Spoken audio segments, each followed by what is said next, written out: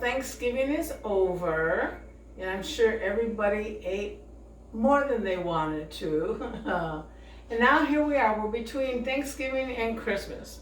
A lot of us will be having company, we'll be attending parties, and just all that kind of festivities that we do for the holidays. So what I thought was, I would make a vegetable for you today.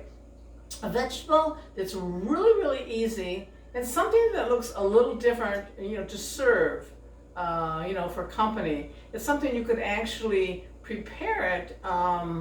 You could prepare it the day before and put it in the refrigerator and then bake it when you were ready. So there's a lot of variations too to this. It's just something I've served before, and I like having it, and it looks nice. I guess during the holidays, we're always looking for things that look nice. We're always looking for something just a little bit different.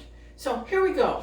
What I have here is I have a piece of puff pastry, and we're going to roll this out into a rectangle. What I like to do when I roll it out is I like to roll it out to the size of my parchment paper. So what I do is I roll it right on the paper. It makes it really, really easy. So let's just put this in the middle of my piece of parchment paper here, and let's start giving it a nice roll. Normally something like puff pastry, it's got its flour in it and so forth. So you got to be very careful. The sugar content is by no means high. So, during the holidays, you got to be so cautious of everything that you have to be cautious of what you're eating actually all the time. If you're doing it for, because you have a certain disease or whatever, or if you're like me, you have a certain diet that you like to maintain.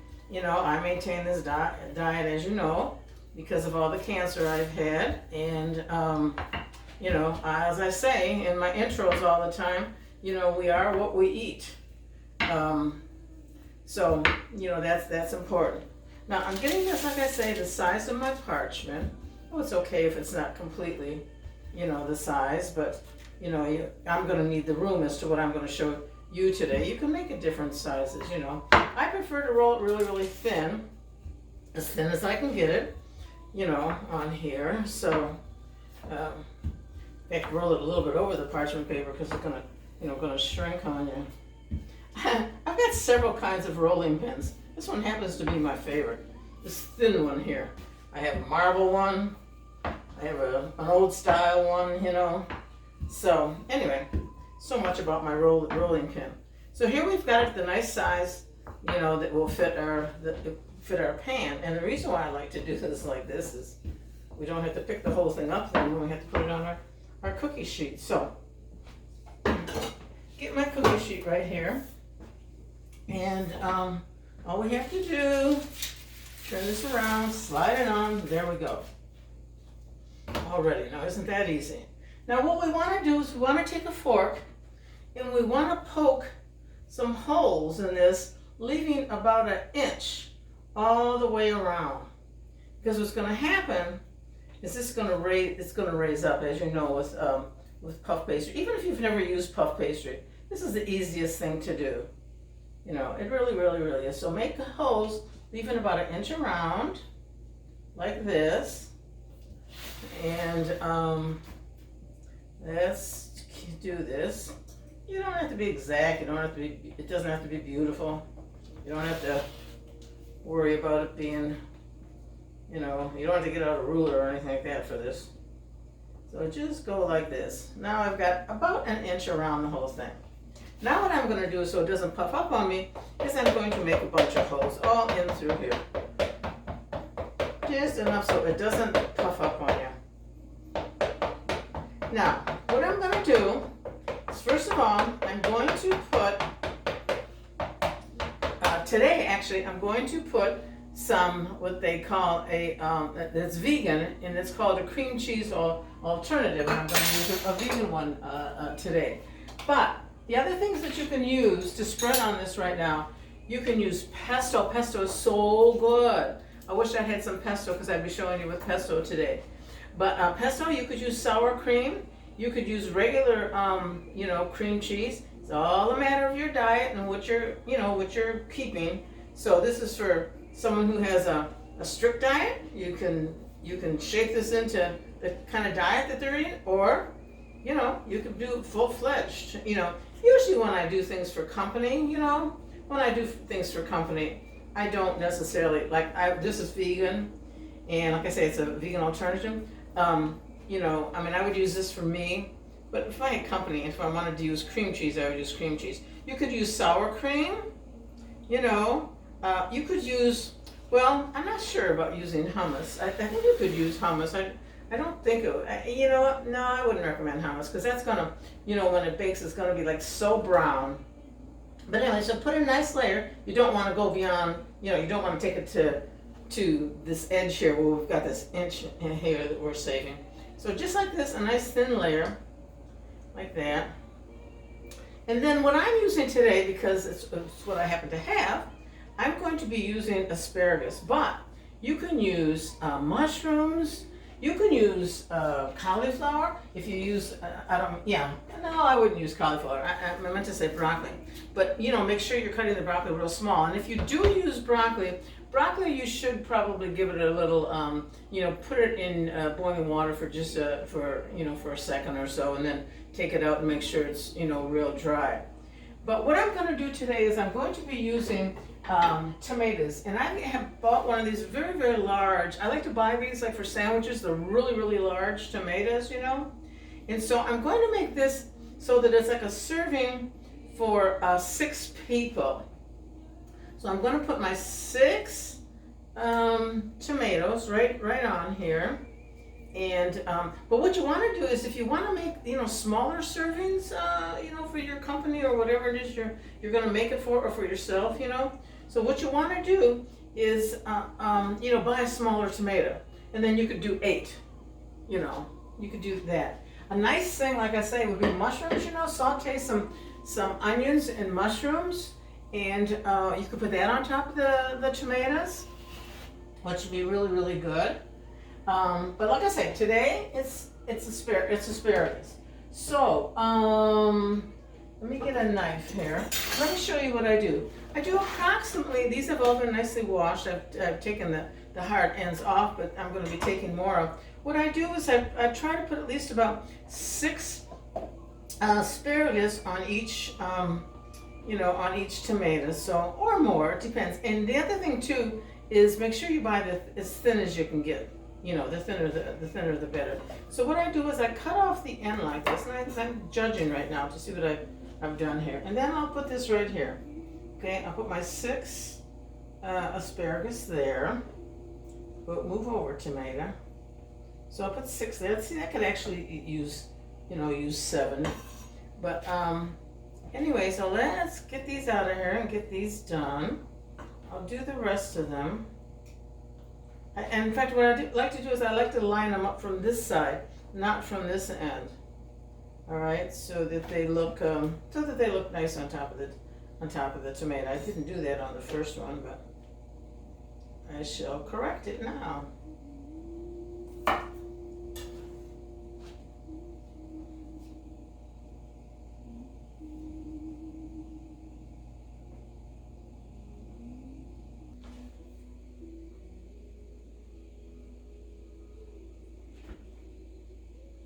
So, okay, here we go.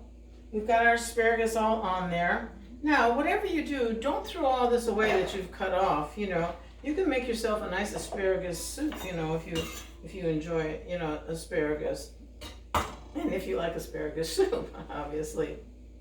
But anyway, so don't throw this away. So then what we're going to do is we're going to move our tray over here. And all we're going to do now is we're going to put a little salt and pepper on our tomatoes. And do like I did, don't put them all, going the same way. A little variation. You can, be creative. Be creative with your food. And especially if you're serving it to guests or so forth, people like the fact that you know, take time to do something like that.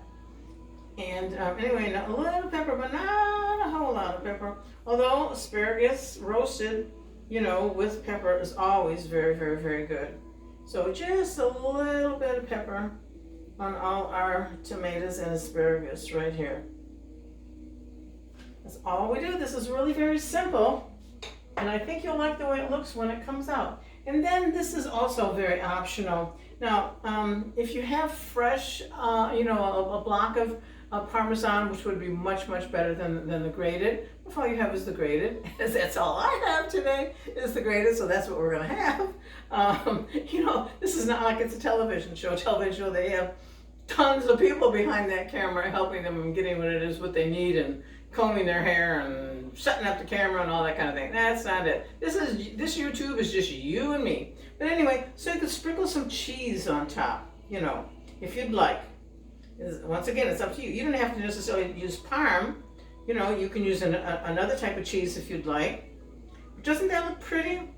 You know, I forgot to tell you that you want your oven at 350. I'm always telling folks, you know, I'm always forgetting to tell you to turn your oven on. But anyway, this is going to go into a preheated oven now for approximately 30 minutes.